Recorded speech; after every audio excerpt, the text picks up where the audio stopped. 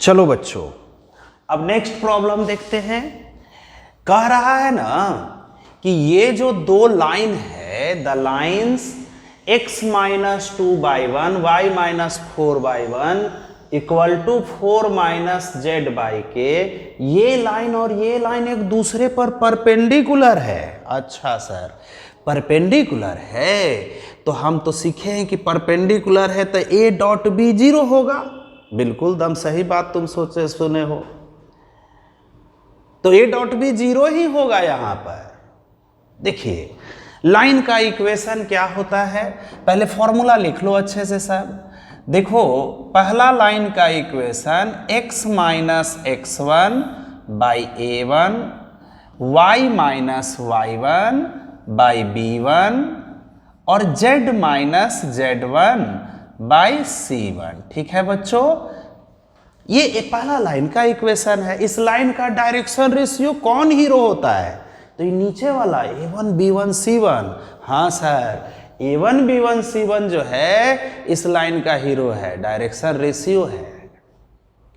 अब एक और लाइन लिख लेते हैं L2, दूसरा लाइन का इक्वेशन है, तो x minus x2 by a2 y minus y2 by b2 और z minus z2 by c2। ठीक है बेटा, देखो पहला वाला लाइन का direction ratio a1 b1 c1 और दूसरे वाले का a2 b2 c2।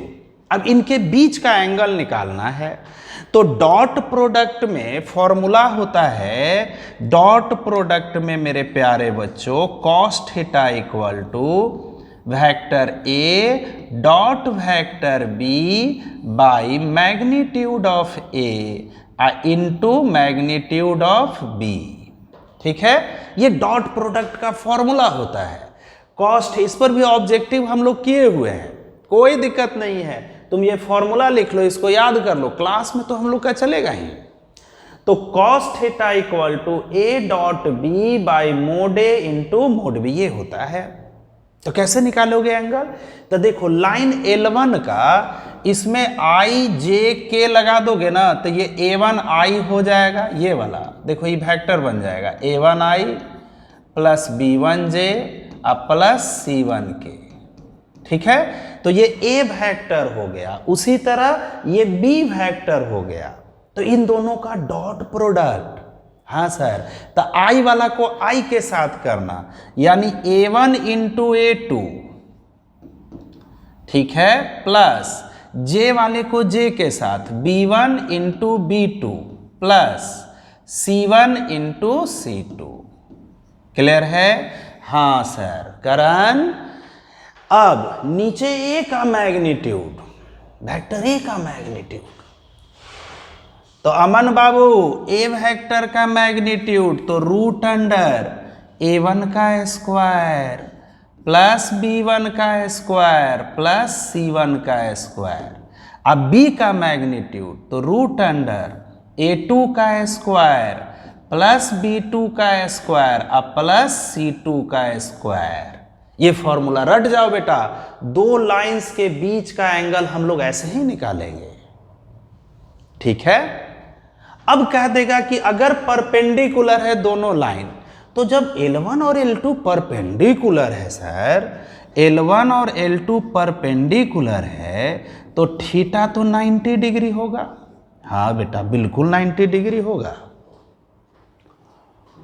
तो cos 90 का वैल्यू थीटा के जगह 90 रखोगे तो cos 90 डिग्री का वैल्यू होता है 0। cos 90 का वैल्यू 0, तो ये तो 0 हो गया, इधर वाला 0 हो गया, आज 0 से ये डिनोमिनेटर क्रॉस मल्टीप्लिकेशन करोगे तो 0, यानी A1 into A2 plus B1 into B2 plus C1 into C2 equal to 0। A1 into A2 plus B1 into B2 plus C1 into C2 equal to 0। अगर दो लाइन परपेंडिकुलर हैं तो ये concept है। Perpendicular है तो क्या होगा, A1 into A2 plus B1 into B2 और plus C1 into C2 equal to 0। Clear है बेटा? तो चलिए दोनों सवाल तो मेरा एक ही जैसा है, एक हम बनाते हैं।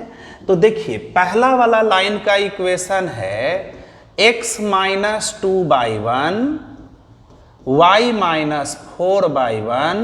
अच्छा यहाँ 4 माइनस जेड है, जबकि लाइन के इक्वेशन में जेड पहले होता है। हाँ सर जेड पहले होता है, खुशी जेड पहले होता है बेटा। यहाँ देखो 4 पहले है, गड़बड़ है, तो जेड पहले लाना। देखो माइनस कॉमन ले लो, माइनस कॉमन ले लो, माइनस कॉमन लोगे तो Z minus Z plus Z हो जाएगा, अब प्लस 4 बन जाएगा -4 और नीचे के हो गया। ठीक है, अब इसको बढ़िया से लिख लेते हैं। तो ये इसका स्टैंडर्ड फॉर्म हो गया x माइनस 2/1 y माइनस 4/1। अच्छा माइनस नीचे भेज दो, z माइनस 4/-k। अब देखिए ये फॉर्मूला पर बैठ गया, x minus x1/a y minus y1/b और z माइनस z1/c। हाँ सर बैठ गया सर। श्रेया श्रिद्धि समझ में आया? ये बैठ गया फॉर्मूला पर। उजाला ये बेटा x minus x1/y minus y1/b और z माइनस z1/c पर बैठ गया। अब आगे बढ़ते हैं। दूसरा वाला लाइन देखो, ये सही है कि नहीं?